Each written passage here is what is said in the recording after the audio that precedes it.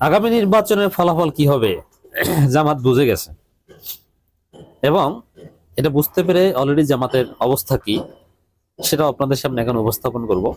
আপনারা অনেকে জেনে খুশি হবেন। তবে আওয়ামী লীগের লোকজন একটা মজার বিষয় প্রচার করছে, জামাত 200 আসনে বিজয়ী হবে। আওয়ামী লীগের যে এখন যারা ভাড়াটি ইউটিউবার বা আওয়ামী লীগের পক্ষে মোটামুটি ভালোভাবে কথা বলেন, তাদের মধ্যে নবনীতা চৌধুরী একজন। তার থিওরি যে জামাত 200 আসনে বিজয়ী হবে, 200 আসনে বিজয়ী হয় এবং বিএনপি কে 100 আসনেরও কমে নামানো। ওই যে নাসিরউদ্দিন পাটোয়ারি বলেছিল বিএনপি 50 থেকে 80-এর বেশি পাবে না, তাহলে জামাত 200, জামাত মানে জামাত জোট, বিএনপি 80, 20 স্বতন্ত্র, অথবা বিএনপি 70। এটা ফলাফল অনেকে মনে করছে।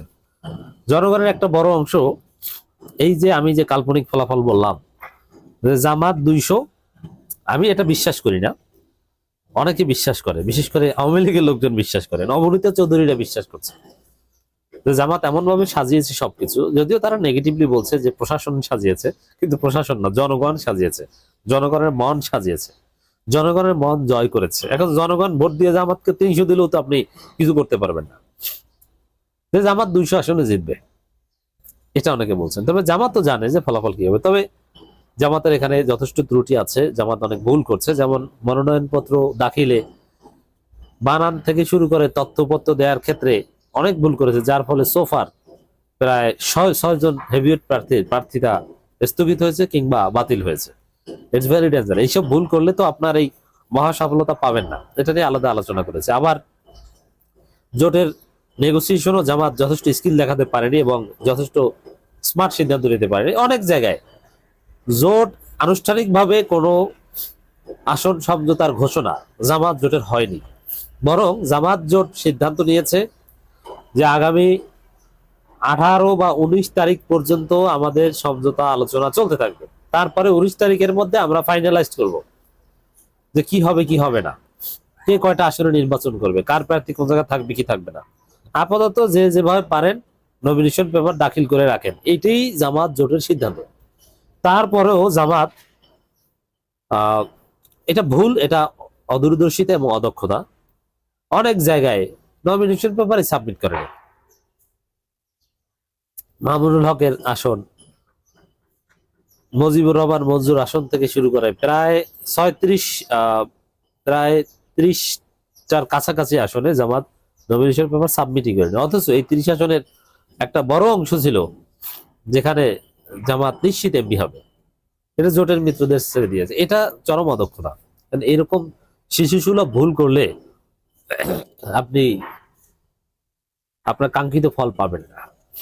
তবে সবগুলো ছাপিয়ে এখানে একটা কথা বলি, দেখেন, হতাশার মধ্যেও একটা আশার বাণী শুনে আপনাদেরকে। জামাত ভুল করছে, জামাত কিছু অদক্ষতার পরিচয় দিয়েছে, এটা মেনে নেওয়া যায় না।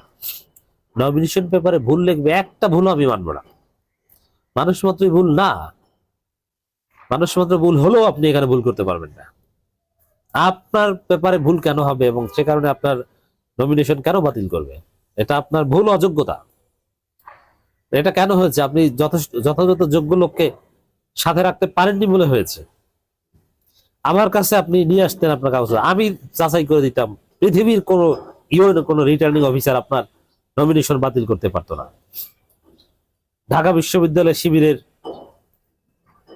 সাবেক যারা, এরকম আপনি 100 জনকে কাজে লাগান বিভিন্ন কাজে, একটা বানান ভুল, একটা ডটের ভুল হবে না, এই যোগ্যতা তাদের আছে। অথচ তাদেরকে তো আপনি ডাকেনই না। আমিরে জামাতও কথায় ভুল বলেন, ভুল তথ্য দেন, আরো নানান বিষয়, এমনকি ইংরেজিতে সাক্ষাৎকার দিলে তার মধ্যেও প্রচুর ভুল হয়।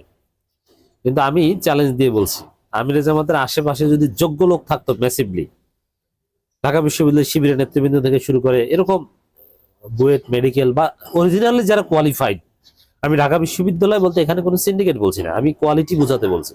স্বাভাবিক, বাংলাদেশের বিশ্ববিদ্যালয়গুলোতে সবচেয়ে যে মেধাবী সে ঢাকা বিশ্ববিদ্যালয়ে চান্স পায়, বুয়েট মেডিকেল এটা তো আছেই।